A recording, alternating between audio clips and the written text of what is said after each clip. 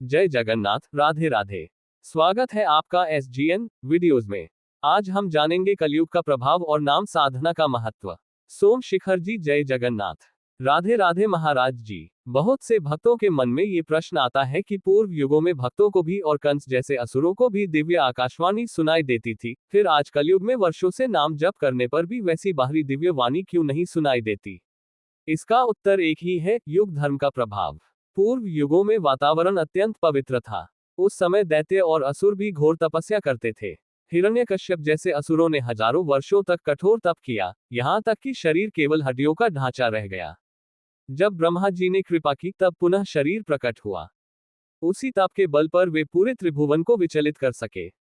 उस समय की तपस्या, साधना और पवित्रता आज कल्पना से भी बाहर है। आज कलयुग में स्थिति बिल्कुल विपरीत है। आज अधिकतर लोग संध्या वंदन नहीं करते, संयम नहीं रखते, नशा, मांसाहार और असंयम समाज में सामान्य होता जा रहा है। ये सब कलयुग का स्वाभाविक प्रवाह है। पहले के युगों में राक्षस भी तपस्वी थे, और आज कलयुग में तपस्वी कुलों में जन्मे लोग भी राक्षसी आचरण करने लगे हैं। जब आचरण ही अपवित्र हो जाए तो दिव्य वाणी कैसे सुनी जा सकती है? दिव्य दर्शन के लिए दिव्य नेत्र चाहिए, और दिव्य वाणी के लिए भीतर दिव्यता आवश्यक है। पूर्व युगों में असुरों के पास भी ऐसी सिद्धियां थीं, एक साथ अनेक रूप धारण कर लेना, दूर की बात सुन लेना, ध्यान में भविष्य जान लेना। आज ऐसी शक्तियां सुनने को भी नहीं मिलती, क्योंकि आज मनुष्य सामान्य मनोविकारों से ही मुक्त नहीं हो पा रहा। ये भी कलयुग का प्रभाव है कि जहां पहले देव अप्सराएं तपस्वियों की परीक्षा लेने आती थीं, आज साधारण विषय वासनाएं ही मनुष्य को गिराने के लिए पर्याप्त है। प्रकृति भी बदल गई है। पहले पवित्र वृक्ष, छोटे फल परंतु रस से भरे हुए, आज बड़े बड़े फल लेकिन स्वाद और पवित्रता लुप्त। हमने स्वयं गंगा और यमुना का जल सीधे पीकर जीवन बिताया है। आज वही जल आचमन के योग्य भी नहीं रह गया। ये केवल प्रदूषण नहीं, युग धर्म का पतन है।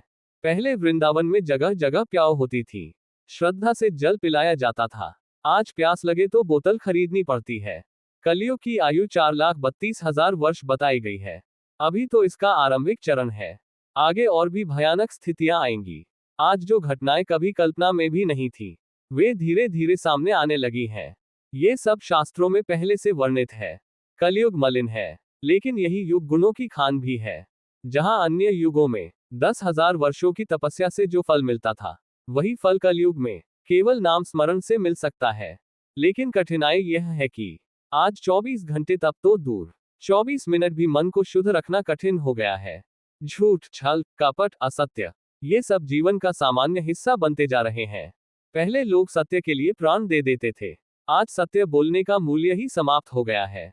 जबकि भगवान स्वयं सत्य स्वरूप है। सत्य आचरण, सत्य वचन और सत्य चिंतन से ही भगवान की प्राप्ति संभव है। इसलिए कहा गया है, कलयुग केवल नाम आधारा। आज शास्त्र पढ़ने का समय नहीं, शास्त्रों पर विश्वास नहीं, संतों पर श्रद्धा नहीं, तो मनुष्य को सुधारने वाला कौन बचेगा? भगवान को प्रत्यक्ष कोई नहीं देखता। हम संतों और शास्त्रों के वचनों के आधार पर ही भगवत मार्ग पर चलते हैं। इसलिए संत वाणी और गुरु वचन ही हमारा रक्षक है। ये भगवान की विशेष कृपा है कि आज फिर से युवा पीढ़ी अध्यात्म की ओर बढ़ रही है। सुबह उठना सीख रही है, नाम जप से जुड़ रही है। जिसकी दिनचर्या बनेगी, उसका आचरण सुधरेगा और समाज स्वतः सुधरेगा। कलयुग बहुत विचित्र है, बहुत मलिन है, लेकिन भगवान का नाम इस युग का सबसे बड़ा वरदान है। इसलिए अंत में एक ही निवेदन है, राधा राधा नाम जपिए। नाम में ही मंगल है, नाम में ही उद्धार है। अगर आपको यह वीडियो अच्छा लगा तो लाइक और शेयर करें, और जुड़े SGN वीडियोस के साथ सब्सक्राइब बटन दबाएं। धन्यवाद। जय श्री कृष्णा।